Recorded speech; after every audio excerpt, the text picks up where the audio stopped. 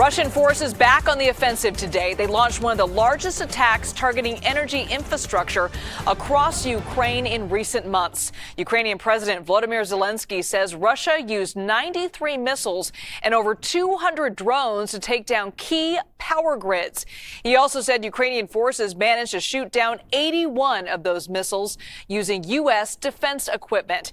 Now, this was a scene during rush hour in Kyiv as those missiles were being launched. Dozens of people forced to take shelter underground, including children as young as 8 years old. People say they were on their way to school and work when the initial air raid alert was issued. Now, this missile strike marks the 11th targeted attack against Ukraine's power grid just this year alone. Officials say the damage is serious and could result in lengthy power cuts across the country. All this as temperatures drop into the most dangerous winter lows. So let's bring in Michael Bociurkiw for more on this. He is a non-resident senior fellow at the Atlantic Council's Eurasia Center. Michael, thank you so much for being with us.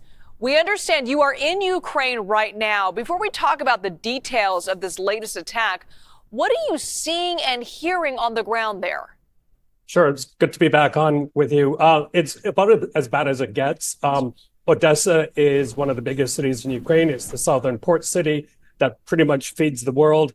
And in the area where I live, which is, a strategic area between the Chinese and the Turkish consulates, no electricity all day, no water, no heating. And as you pointed out, the temperatures are going well below freezing. So, and it's interesting because the past few days have been very, very quiet in Ukraine, relatively quiet, no air raid silence pretty much. And we were just speculating last night why, and now we know, is the Russians were waiting for a very bad cold snap and to hit Ukrainians when they're at their most vulnerable, it looks like.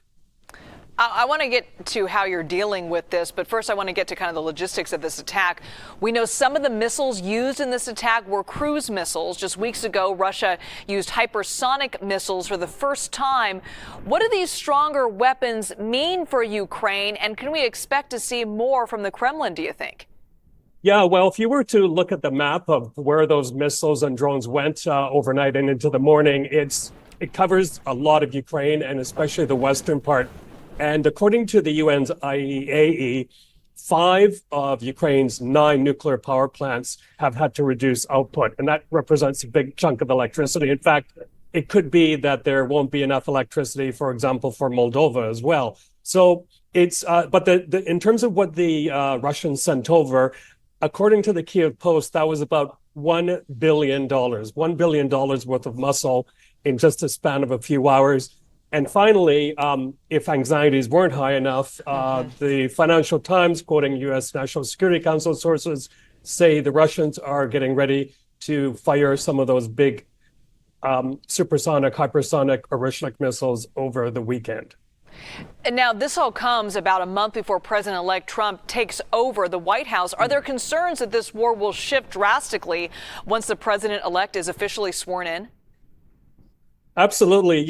Ukrainians are huge news consumers, and they know what's going on around the world. And they just saw the punch in the gut taken by Canada, where I happen to be from, with Trump's threat to slam 25% tariffs on everything there. And that's to the U.S. as a supposedly best friend.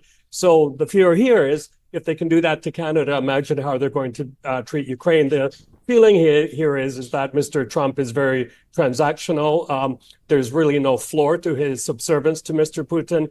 And in his hurry to do a deal with Mr. Putin, Ukraine will not end up on the good side of that. And Michael, before you go, I want to get to more about what it's like living there. I mean, when the power goes out, there's no heat. You get these air raid sirens. What goes through your mind, and how are you managing through all of this in terms of just staying warm? Yeah, well, thanks for the question. If I were to spin the camera around, you'd see a cafe full of families and people just trying to charge their devices and to warm up. But these outages are the longest we've seen right now. And fortunately, there are points in supermarkets and places like that have generators where people can charge their devices. But I don't know how people are going to cope if this goes into the weekend, if the outages worsen. Again, it strikes Ukrainians at their most vulnerable time. And the big fear is that if this continues, Ukrainians will have no choice but to flee Ukraine and put more pressure onto Western Europe for hospitality there. Yeah, they have to survive. Michael Bociurkiw, thank you so much for taking the time with us today, sir, and please stay safe. And thank you for that reporting.